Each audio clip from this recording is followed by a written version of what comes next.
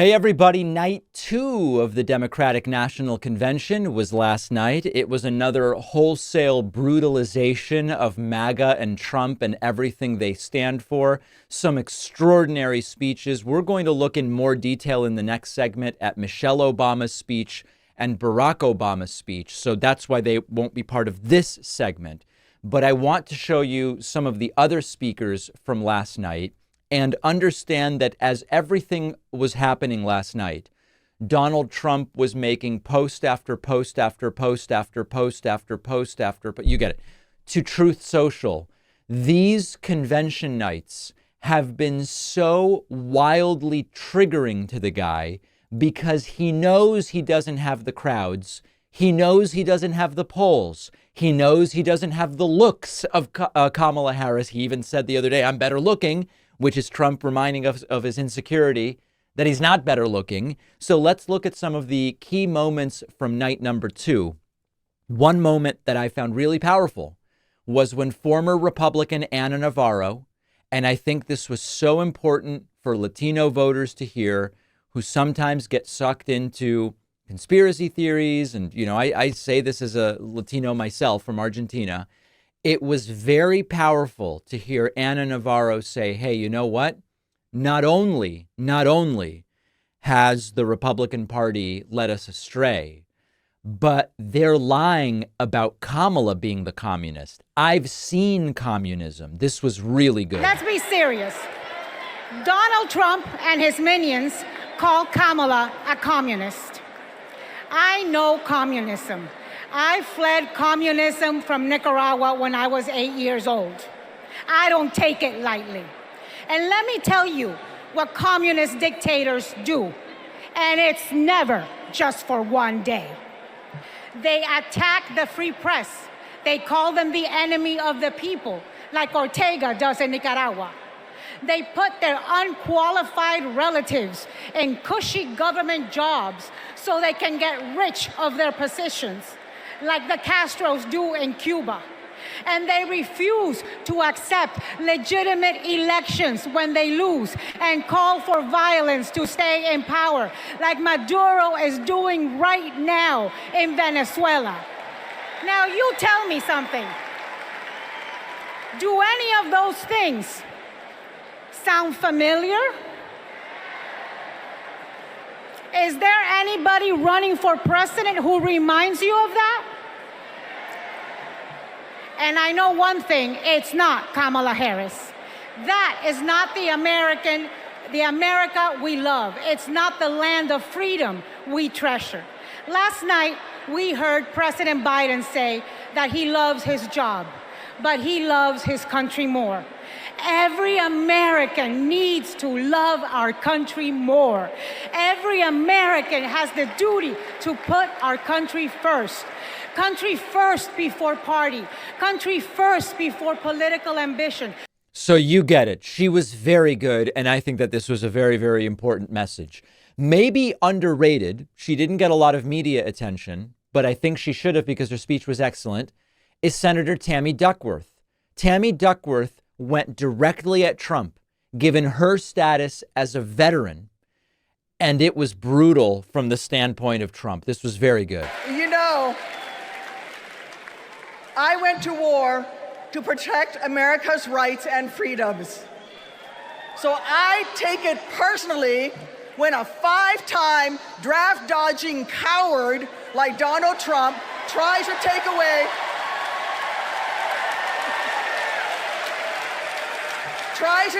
my rights and freedoms in return. She was excellent. One other moment from Senator Duckworth's speech, talking about November and talking about cadet bone spurs, referring to Donald Trump. But now, Trump's anti-woman crusade has put other Americans' right to have their own families at risk.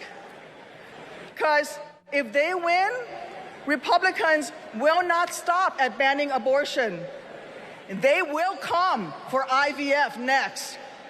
And they'll prosecute doctors. And they will shame and spy on women. And if you think that's far-fetched, just looked up what happened in Alabama last year. So let me say to every would-be parent, I see you, I'm with you. And together, in November, we'll send a message to old Cadet Bone Spurs.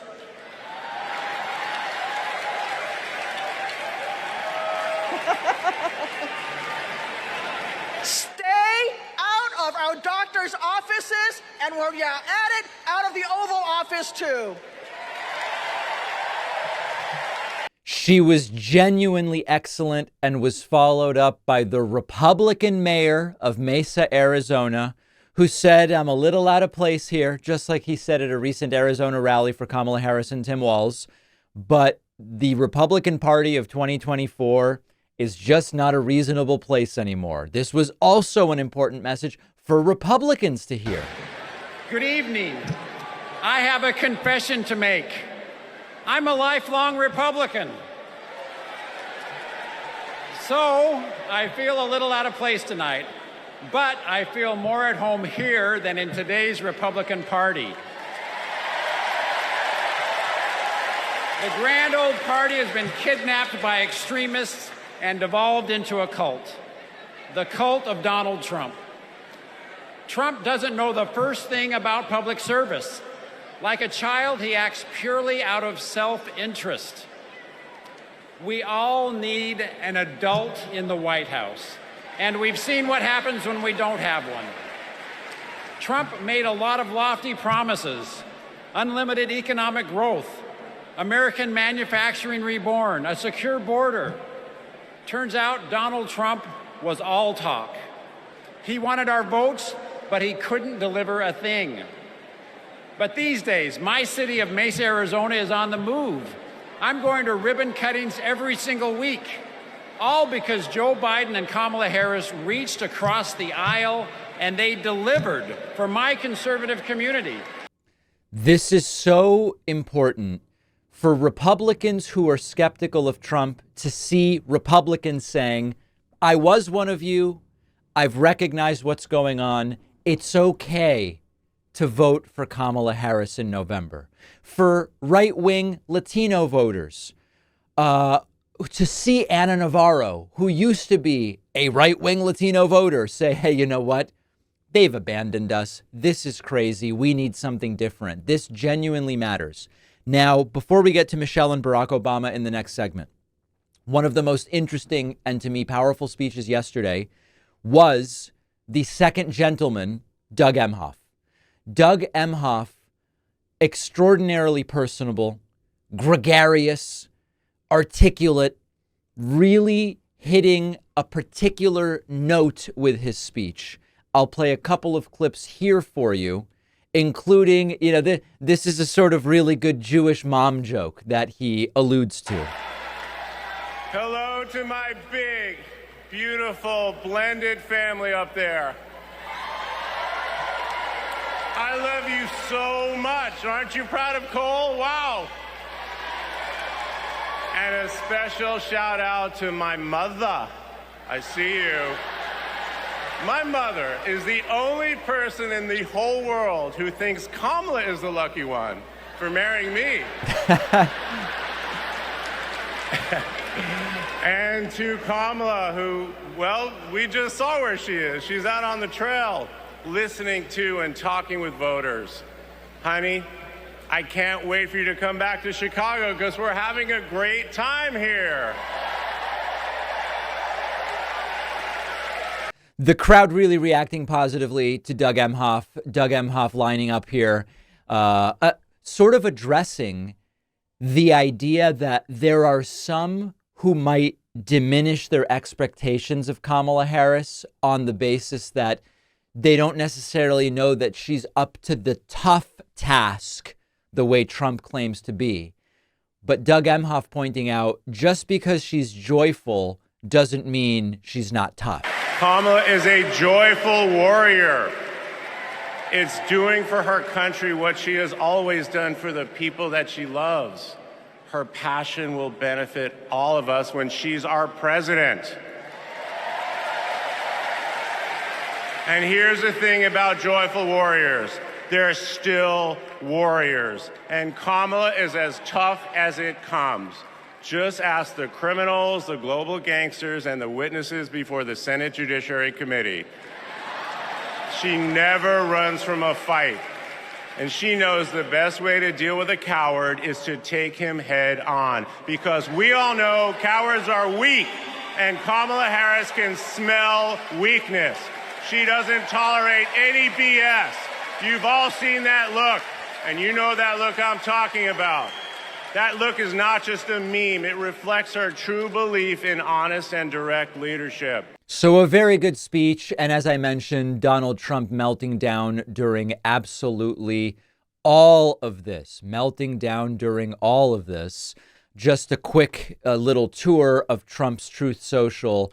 Post after post after post, attacking New York Governor Kathy Hochul, posting videos of himself, posting his various "my endorsement was good," even if the endorsements are obvious, or people who aren't even in a real primary race with no serious challenger, posting post after post after post after post. Once you get beyond all of the "I made the right pick in the primary" posts, and you've got to keep scrolling and scrolling. We're talking about dozens of posts an hour.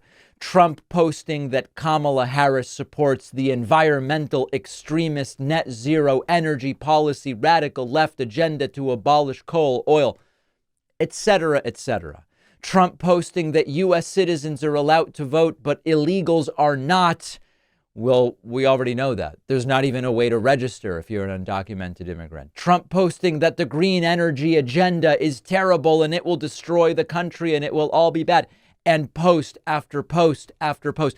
I'm still scrolling, folks. This is all as RNC Day 2 is going on. So Trump is watching and Trump is triggered. And if you think Trump was triggered from these speeches, Tammy Duckworth and Doug Emhoff and others, you have to see Michelle Obama and Barack Obama's speeches last night, which, like them or hate them, agree with the vision they outline or not, two of the most powerful speeches in a very long time. So let's take a quick break. Make sure you're subscribed at youtube.com/The David Pakman Show. And I'm so glad so many people, about 500,000 people across both nights so far, joining me for the live streams. I hope you'll join me tonight. Very quick break, and then we'll continue our coverage of the DNC. Don't forget that the best way to support the David Pakman Show is by becoming a member, which gives you access to the daily bonus show, the regular show with no commercials. You also get access to our entire archive of every episode dating back a really long time, and plenty of other awesome membership perks. Go to joinpakman.com, joinpakman.com. The David Pakman Show is directly supported by you. You know, we think of the Electoral College where we vote for the electors and then the electors vote for the president. It's sort of like if we had the backing of some big corporate media channel, and by signing up for a cable subscription, you support the cable company and then the cable company gives us a little slice of that. That's not the way we work here. This is a direct democracy. Your support directly goes to us and doing the show. And I invite you to sign up at joinpakman.com. We have like a 1 week only extra coupon code for a discounted membership. It's a 60% discount. And the code is DNC not weird. The RNC was really weird. The DNC hasn't been. It's been quite the opposite. And you can use the coupon code DNC not weird to save 60% at joinpakman.com. Michelle Obama and Barack Obama delivered excellent speeches last night at the Democratic National Convention. We will start with Michelle and then move on to Barack. Obama. Exactly. These speeches so shook MAGA to its core that you had Republican strategists after the fact saying, listen, I don't agree with the content. That Scott Jennings guy said it on CNN. I don't agree with the content. There are exaggerations, whatever. But these are going really, really, really well. The energy welcoming Michelle Obama in Chicago at close to 11 p.m. Eastern time, just stunning. Thank you, guys.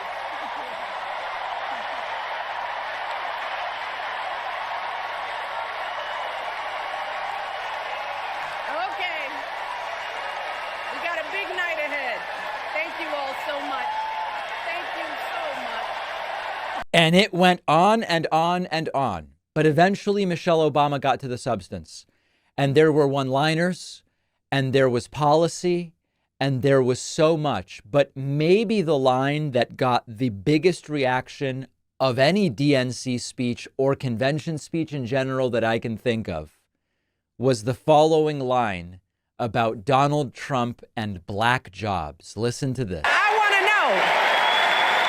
know who's going to tell him that the job he's currently seeking might just be one of those black jobs.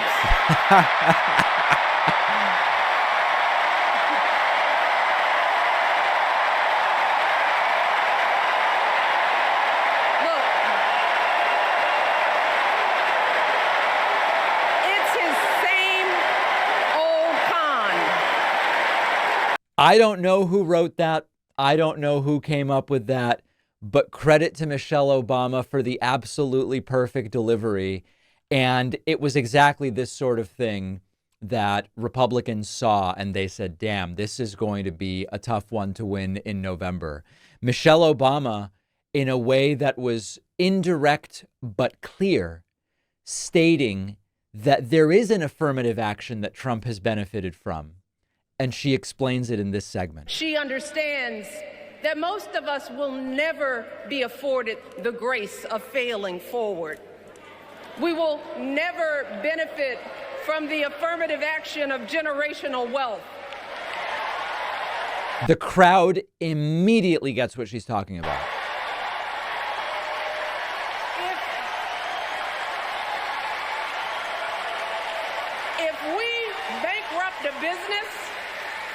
If we bankrupt a business or choke in a crisis, we don't get a second, third, or fourth chance. If things don't go our way, we don't have the luxury of whining or cheating others to get further ahead. No. We don't get to change the rules so we always win. If we see a mountain in front of us, we don't expect there to be an escalator waiting to take us to the top. Talking about generational wealth as affirmative action, referring to the escalator that Donald Trump often refers to. Again, I don't know who wrote this. She gets credit at minimum for the perfect delivery. Maybe she wrote it. Maybe she is a speechwriter. Maybe it was a combination. I don't know.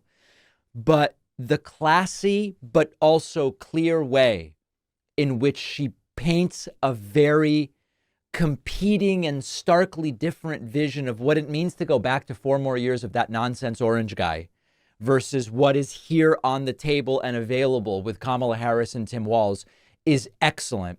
Also, another moment that I thought was very good, Michelle Obama addressing those who find that Kamala Harris isn't perfect, but might end up, depending on what they do, helping to elect Donald Trump. But as we embrace this renewed sense of hope, let us not forget the despair we have felt. Let us not forget what we are up against. Yes, Kamala and Tim are doing great now. We're loving it. They're packing arenas across the country. Folks are energized. We are feeling good. But remember, there are still so many people who are desperate for a different outcome, who are ready to question and criticize every move Kamala makes, who are eager to spread those lies, who don't want to vote for a woman, who will continue to prioritize building their wealth over ensuring that everyone has enough. So no matter how good we feel tonight or tomorrow or the next day, this is going to be an uphill battle. So folks, we cannot be our own worst enemies. Right. No. See, because the minute something goes wrong, the minute a lie takes hold, folks, we cannot start wringing our hands. We cannot get a Goldilocks complex about whether everything is just right. And we cannot indulge our anxieties about whether this country will elect someone like Kamala instead of doing everything we can to get someone like Kamala elected. One of the best speeches in a very long time, extraordinarily well received, well written, well delivered. And this led us up to the final speech of night 2 at the DNC, which we will talk about next. And that was a speech from former President Barack Obama. Barack Obama is still a figure that is so uniting for a large swath of the country and painfully triggering, dysregulating, and disorienting for those who deeply, deeply despise him. And that was very much in evidence from the reaction to last night's speech. We're going to look at a bunch of different parts of Barack Obama's speech on night 2 of the DNC. But the moment that was something else was not only Barack Obama mentioning Trump's age, which is increasingly an area of concern for voters. Not only Barack Obama mentioning that escalator, that damn escalator that Trump keeps talking about, but Barack Obama talking about Trump's obsession with size and using his hands to allude to penis size as what Trump is really insecure about. And this set off right-wingers. Oh, name calling, they're going low. We're going to address that in a moment. Here is the full lead up to this incredible moment from Barack Obama. The people who will decide this election are asking a very simple question. Who will fight for me? Who's thinking about my future, about my children's future, about our future together?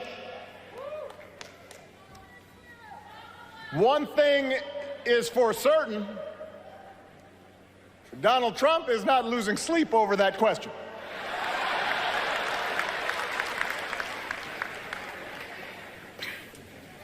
Here's a 78-year-old billionaire who has not stopped whining about his problems since he rode down his golden escalator 9 years ago. It has been a constant stream of gripes and grievances that's actually been getting worse now that he's afraid of losing to Kamala. There's the childish nicknames, the crazy conspiracy theories, this weird obsession with crowd sizes.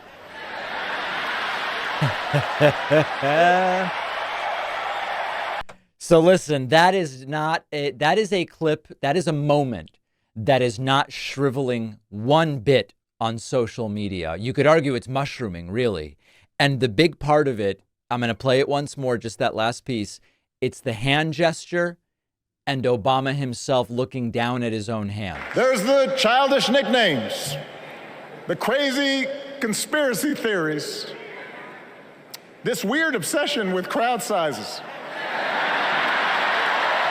Now, all of a sudden, Republicans are saying, oh, that's so low. That's so low. It's an ad hominem. It's lowbrow. It's name calling. All of the things that they've been doing for years now. That was beautifully executed satire that goes directly to the heart of Donald Trump's insecurities. What is really Trump's insecurity when he talks about the size of his crowd? It is not what I would run a campaign on, Trump's penis size, but as an absolutely brilliantly executed interlude of satire in a speech that overall was excellent. I have no problem with it whatsoever.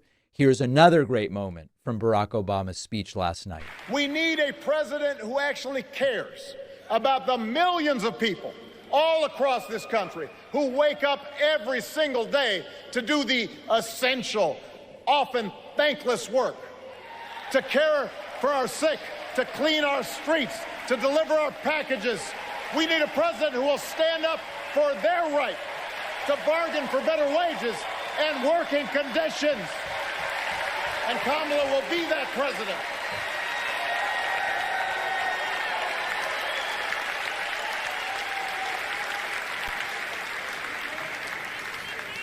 Yes, she can.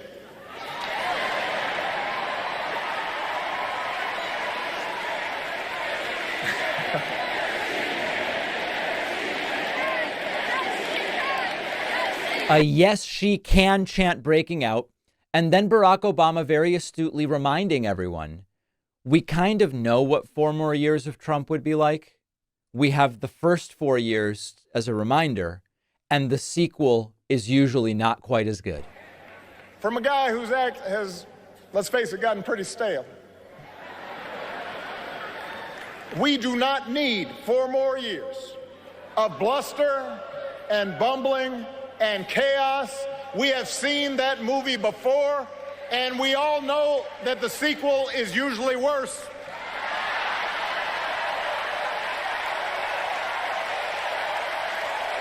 America's ready for a new chapter. America's ready for a better story. We are ready for a President Kamala Harris. And then finally, Barack Obama closing out the speech to significant enthusiasm. That's an understatement. We each do our part over the next 77 days. If we knock on doors, if we make phone calls, if we talk to our friends, if we listen to our neighbors, if we work like we've never worked before, if we hold firm to our convictions, we will elect Kamala Harris as the next President of the United States and Tim Walz as the next Vice President of the United States. We will elect leaders up and down the ballot who will fight for the hopeful, forward-looking America we all believe in. And together, we too will build a country that is more secure and more just, more equal, and more free. So let's get to work. God bless you. And God bless the United States of America.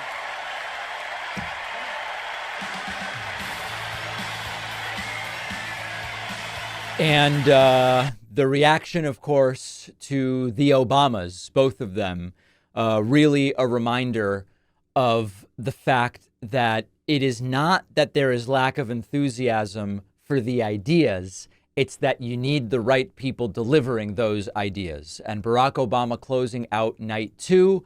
Tonight, Tim Walz will formally accept being the vice presidential running mate. Bill Clinton will speak. I hope you'll join me probably 8 p.m., 8:30 p.m. Eastern time. These have been going late, that's for sure. Wish I was on the West Coast. Let me put it that way. I could get to bed a lot earlier. But an excellent second night, and I hope to see you tonight for night 3. If you had any remaining question about the disingenuous nature of the RFK Jr. Nicole Shanahan presidential run, I hope that this clip does away with that. Yesterday, Nicole Shanahan, who is Robert F. Kennedy Jr.'s running mate, appeared on Impact Theory with Tom Bilyeu. By the way, I'll be on that show in a couple of weeks. And she admits, we might drop out and endorse Trump. Now, I could just cut to where she says that, but I want to give you the lead up. And I know it takes her forever to make a point. It's painful to get through all of it. But here she lays it all out. She says they are now considering, do we just bail and endorse Donald Trump? Not exactly the independent thinking and stick-to-itiveness that they've been trying to push. Listen to this. What my gut tells me right now is that we just have to keep being honest. I got to just keep being honest. I got to keep focusing on what matters the most outside of party lines. I need to focus on a vision that goes beyond November. And if that means that we stay in, and, there's benefits to staying in. If we get over 5% of the vote, we actually establish ourselves as a party. 71% of Americans want a strong third party with a real shot at winning. There's even public funds available if we get over 5% of the vote. So we could get, I think it's like $13.5 million in public funds to keep the Okay, just stick with it. I know it's painful. Party going. And that's, that's worth something. That means that we can position for a real third party election in 2028 where we don't have to go around and spend tens of millions of dollars on ballot access, which means that we can spend all of that time and money campaigning. Okay, stick with it. She's about to get to it. So, you know, there's two options that we're looking at, and one is staying in, forming that new party, but we run the risk of a Kamala Harris and Waltz presidency because we draw votes from Trump, or we draw somehow more votes from Trump. Or I love how she says we somehow draw more votes from Trump. Yeah, like you're going to trick large swaths of Democrats into voting for you. Okay, so now here's the big or that she lays out. We walk away right now and join forces with Donald Trump and you know, we walk away from that and we explain to our base why we're making this decision. Mm-hmm. Not easy. Clearly. Yeah. Right. That's what they're considering. They're considering walking away right now and joining forces with Donald Trump. How do all of the donors who have been donating to RFK, I think they exist. I don't know anyone who's donated to the guy, but they must exist. How do the donors feel who donated on the premise that he's sticking with it and they're going to go all the way to the end and they're going to get their 5, their 10%, whatever? He is now thinking, according to Nicole Shanahan. Now, they don't even seem to be, I don't even know if they speak.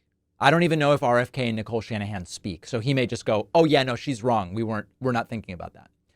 But as far as she's saying, they are currently considering walking away, joining forces with Trump to defeat Kamala Harris, which sounds like I would endorse Trump. Trump also yesterday, when asked about would you have RFK in your administration, said, yeah, I would absolutely look at that.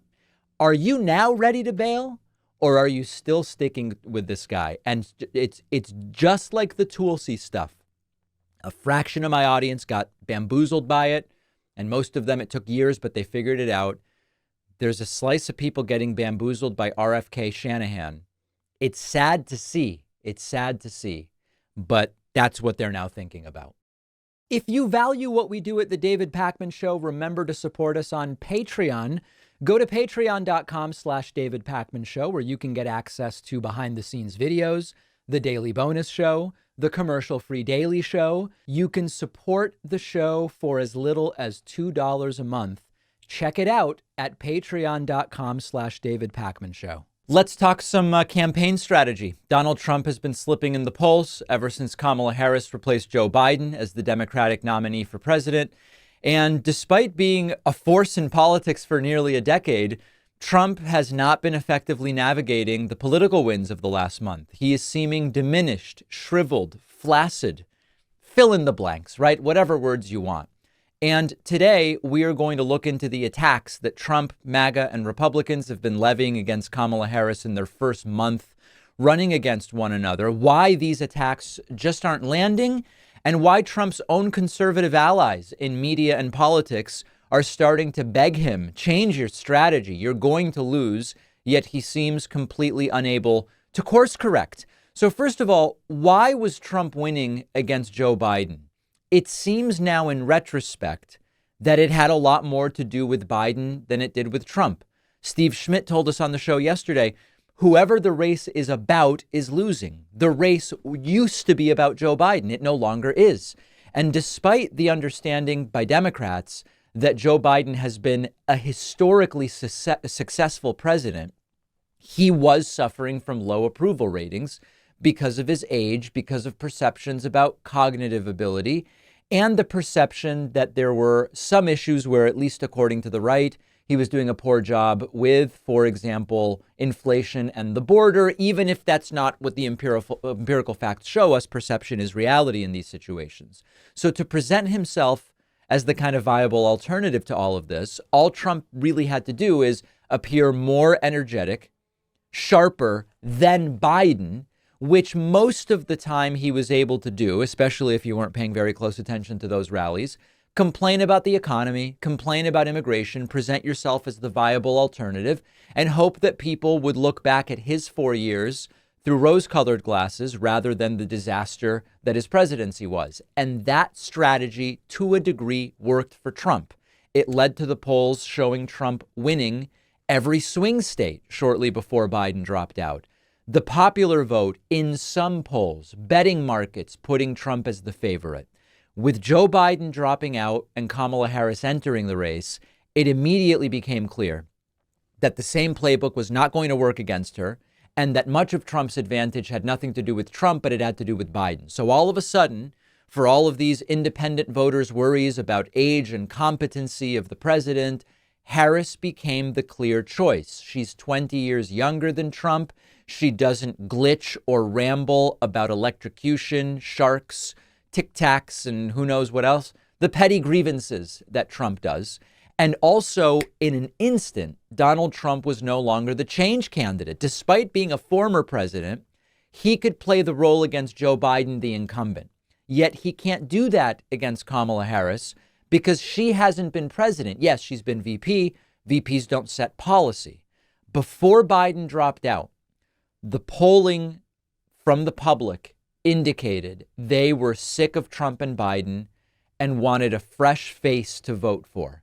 That's what Kamala Harris has provided. And even going after Kamala Harris on the economy is not seeming particularly effective because now voters believe she would be better at handling the economy than Trump. There's a recent Financial Times poll which finds that Kamala Harris has a 1-point advantage over Trump when it comes to handling the economy, which is remarkable because Republicans just tend to win.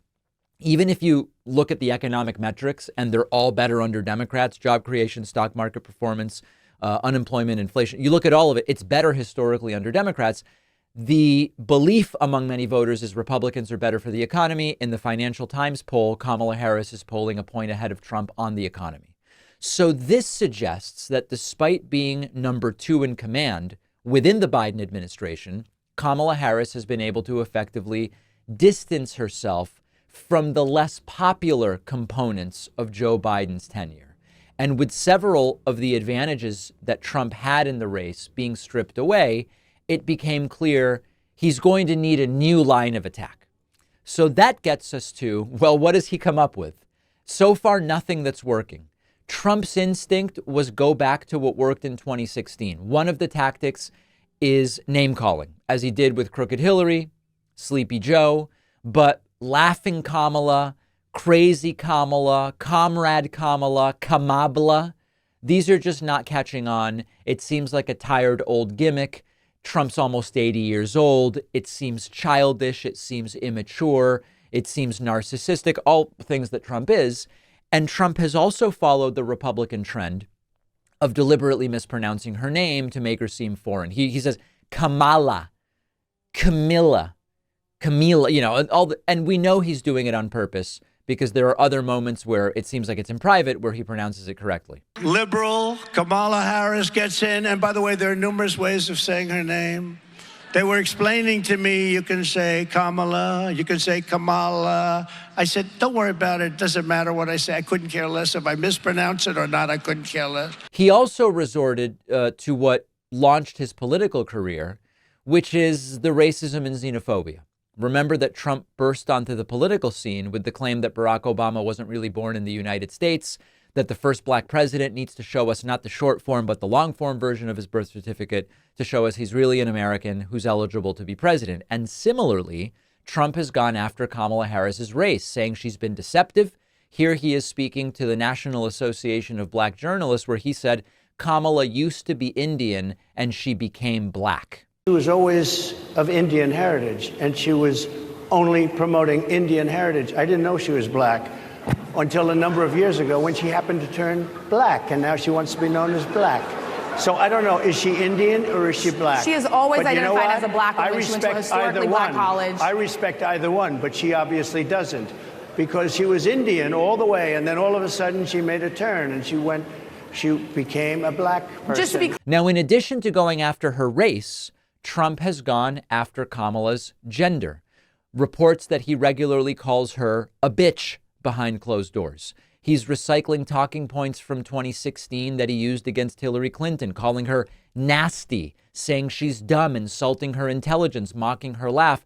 He's even gone after her looks, arguing that he is the better looking candidate. But I say that I am much better looking than her. I think I'm much better. Much better.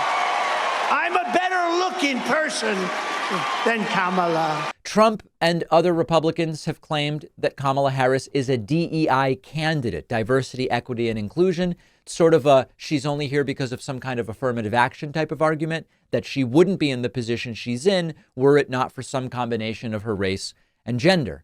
Now, put aside for a moment how Trump has benefited from a different kind of affirmative action, which was pointed out by Michelle Obama in her DNC speech, being born with a silver spoon in your mouth, generational wealth, and has benefited from his own identity, his own inherent characteristics. Put that aside for a moment.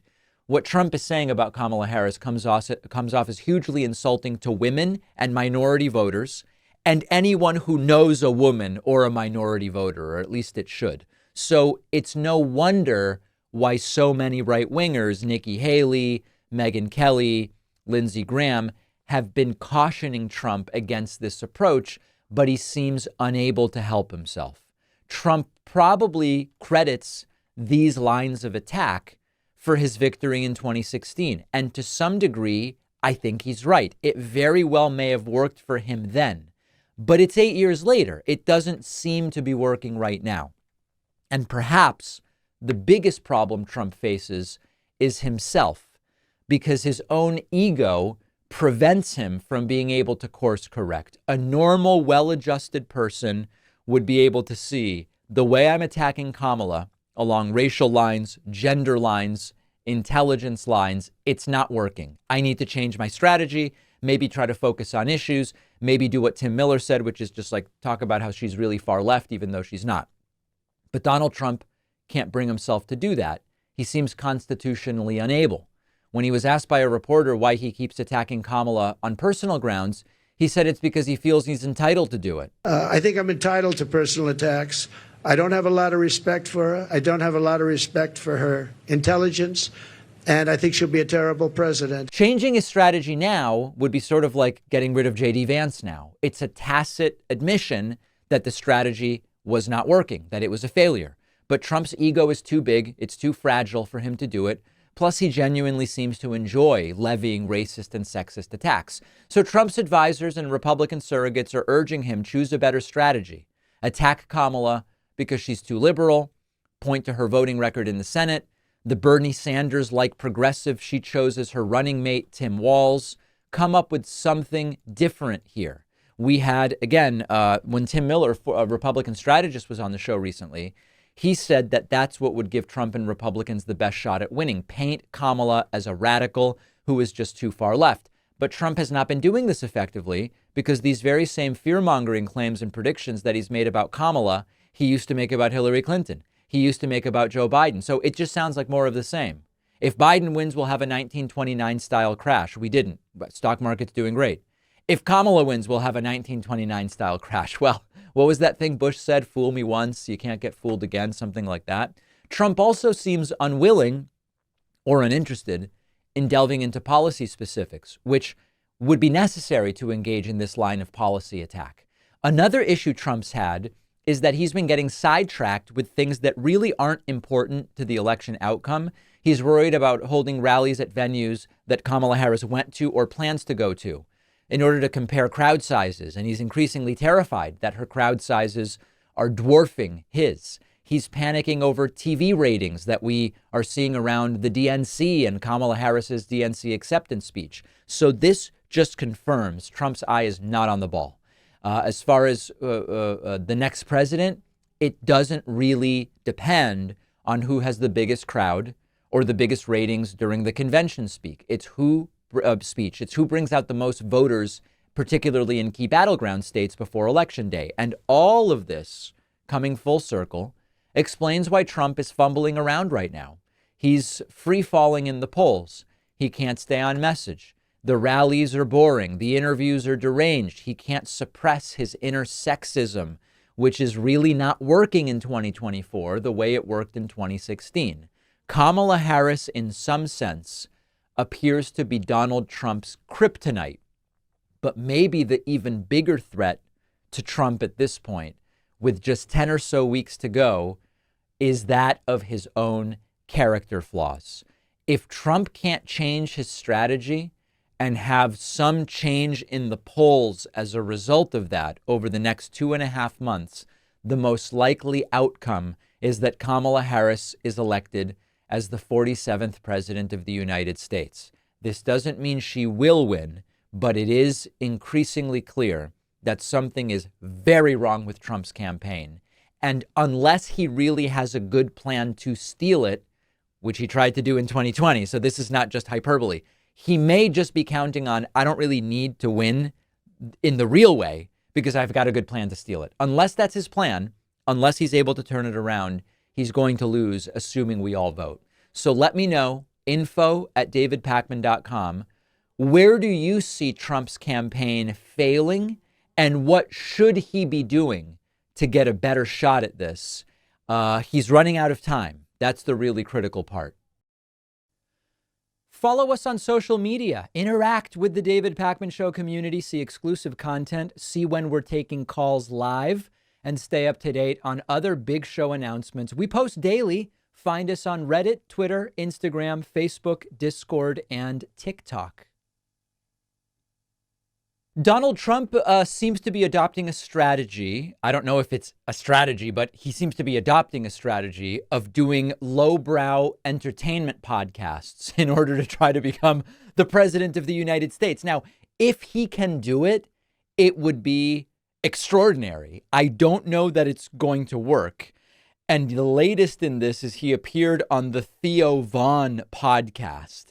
Trump claims that his audio was perfect during that Twitter Spaces fiasco with Elon Musk, and says that he says that the reason he sounded slurry was there were a lot of people coming into a cell phone, and it doesn't sound like he understands how anything works, but he's making excuses. And what's funny is, even in this video where he says he wasn't slurring his S's, he's kind of slurring his S's. So it's all kind of like, what's going on with this guy's brain?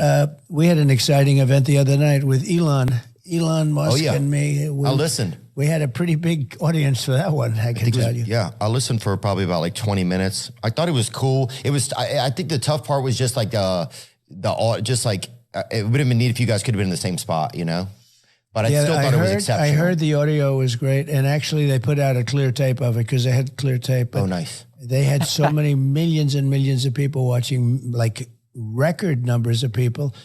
And I'm trying to figure out, we're on a cell phone, or I was, and, you know, that's a lot of people coming into a cell phone one way. That's the best. It's I don't know what Trump believes happened when he was on Twitter Spaces, but it sounds like he thinks he was on like a conference call with a million people or something, like everybody was on his phone, and maybe that's why it sounded like he was slurring. I mean, you just can't write this stuff. But I heard some people had a problem with the audio. I don't know. I don't do that thing. You know, that was done, and we had a great conversation. It was for 2 hours and 15 minutes. He's slurring his S's in this video where he says that he wasn't slurring his S's on the Spaces. They just put out a clear tape of it, a perfect tape of it. But yeah, I sounded. I think I sounded. Theo's like, I only got through 20 minutes the first time because it was so stupid. But I'll have to go back and listen again just to hear you not slurring. It's like it's the blind leading the blind. But he said, your voice was distorted or something, and you know, I guess it happens. Look, it was such a big thing, such a big audience. But I would have loved to have seen the clear tape originally. They put it out right after the show, so now it's a clear tape where a perfect tape done there. Yeah. When it goes through different phone systems and everything else, you think if we were together, that doesn't happen then? Because I think his voice was more clear than maybe because he was the one who was like initiating the call. I'm not sure. Yeah, I'm not sure about how. So I guess this may not be a podcast. This is a podcast where you would expect, you would expect podiatry to be discussed, but I would not have expected them to be all up on communications technology necessarily. Trump complains that before Elon bought Twitter, his tweets would be red flagged. And Theo says it was like having a babysitter. Into play. Yeah. The previous people were terrible. Yeah. Every time you do a thing, you'd be red flagged.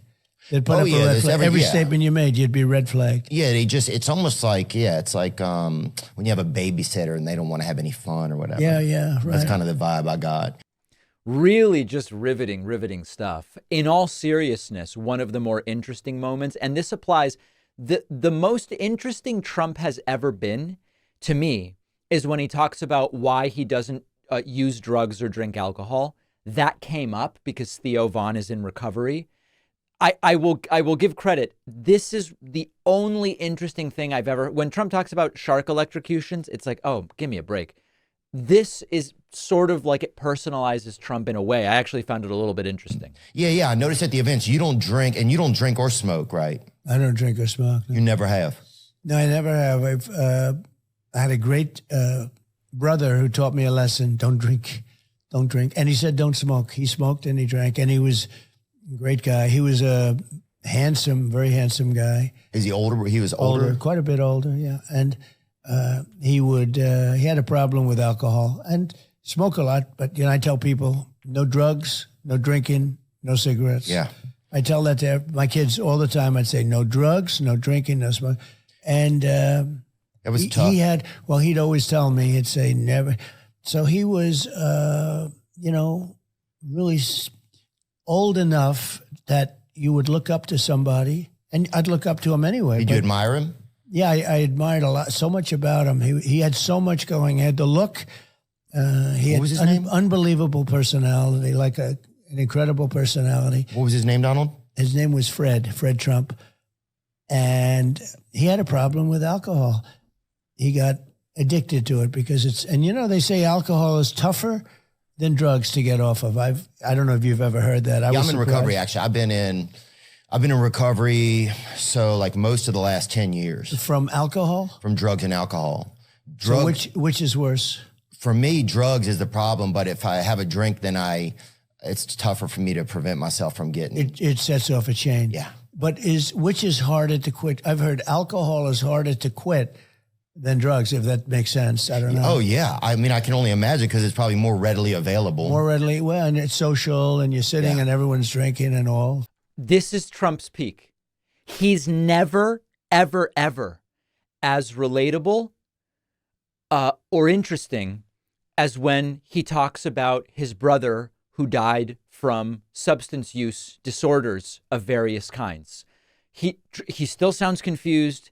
He's still slurring. It's all crazy, but that's as interesting and personable as Trump can be. There was one moment where it's like, what worlds colliding? Theo Von kind of teaching Donald Trump about how cocaine works. No, I would just do cocaine. That was really, yeah. So not just, yeah. That's down and dirty, right? Yeah, and it was, yeah. But you don't anymore? No, I don't do it anymore, man, and I'm not doing it. Is it too much? Too much to handle? Some of the stuff started to get a real rattle in it, too. I don't know where we were even getting it from in this country, but yeah, it started to make me feel like I was a mechanic or something. So the thing you go back to then is alcohol for the most part. Right, yeah, but what I want probably is cocaine, but I know that if I have a drink, then it'll be like, okay, well, I had a drink, then I can do this. Is cocaine a stronger oh, yeah. up?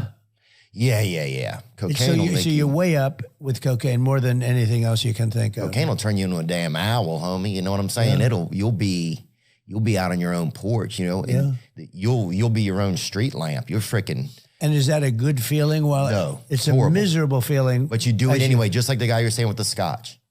Like you. No, I would. Okay, so anyways, I mean, very interesting. I just don't know that this helps Trump win. And then finally, maybe just a funny moment, when Trump mentions the economy was great when he was president, Theo Von says, oh yeah, it was so good that my cousin bought a boat. And I can't tell if he's kidding. We had the greatest economy in history. When I was president, we had my cousin got a boat. Numbers. Yeah, we had the best job numbers. Again, I have no clue if that is for real or not, but I question Trump's strategy of doing the Nelk Boys, Aiden Ross, and Theo Von's shows as a viable strategy for winning this election. I want to hear from you about it. Let me know what you think. I think that I can accurately say that a crowd of dozens, I think it's accurate this time, saw Donald Trump speak in Howell, Michigan. I couldn't tell you whether this was supposed to be about the economy or more likely about crime because there were police there. But take a look at this, a basically empty room that Trump spoke to. He was barely awake for it, and Fox News ended up having to cut the feed. Look at this.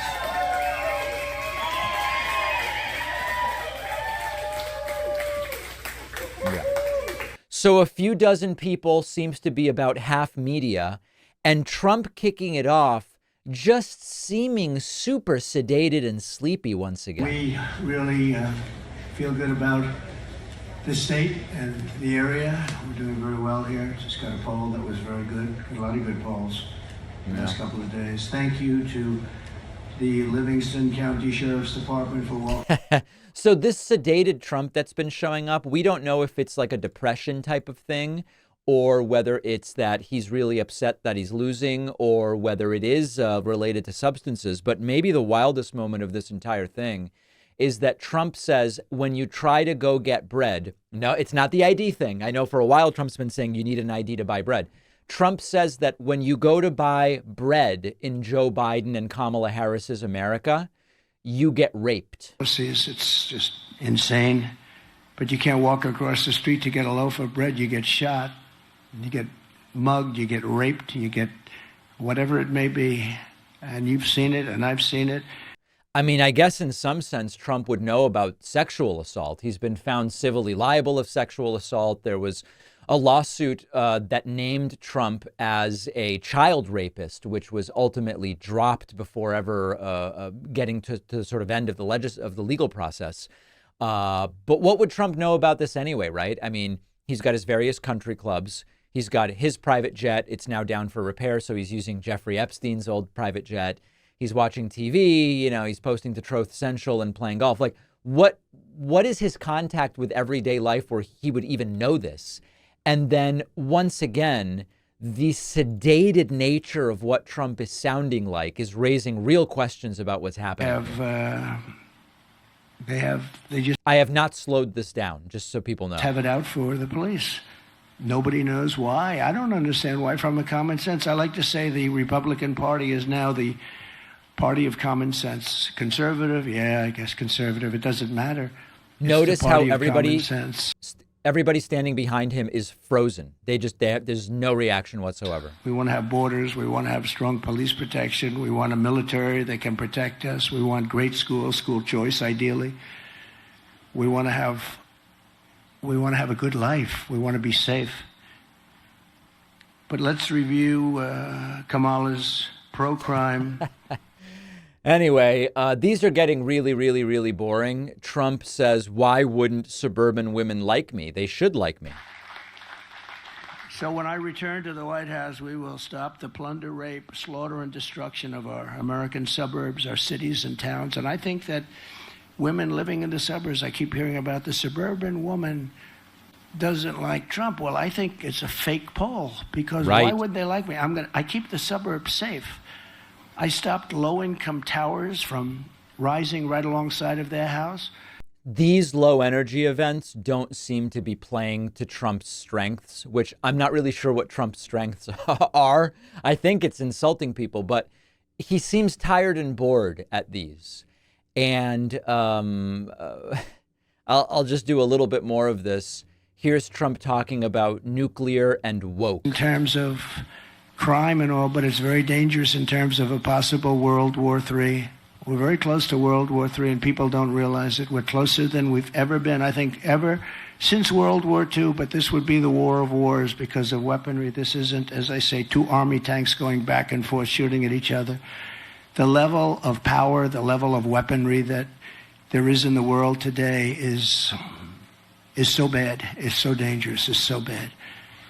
And you need the right person to be president. You know, we had no war when I was president, except that I totally defeated 100% of the ISIS caliphate. So it's just droning. I mean, you could sort of like dip in and out at absolutely any time. And of course, these get so bad that even Fox News had to say, we're out.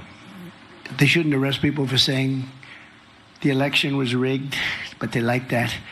They go after. No one has been arrested for saying the election was rigged. To guys like me, but they don't go after people that kill people. It's a shame what's happened in our country, but we're going to turn it around. We're going to win big, and we're going to turn it around. We're going to turn it around fast. Thank you. Thank you. All right, President Trump speaking in Howell, Michigan this afternoon, and clearly the focus is law and order. Law enforcement has... So anyway, Martha McCallum, a little bit tickled by, I think, how terrible and sedated that was. So I don't know that this, as a contrast to what's happening at the DNC every night, is helping Trump. Certainly, I would expect a pretty substantial bump for Kamala Harris, especially when this is the alternative that's being presented on TV. But that was Trump and really, really struggling there. We've got a great bonus show for you today. We will talk about the controversy that has been generated over the Walls' IVF versus IUI. We'll talk about forgiveness of medical debt in New Jersey and the new White House plan to stop people from wasting our time. I like that. All of those stories and more on today's bonus show. Sign up at joinpacman.com this week only. Use the coupon code DNC Not Weird. DNC Not Weird. And please remember to pre-order my book, The Echo Machine, at davidpacman.com/echo. See you on the bonus show and back tomorrow.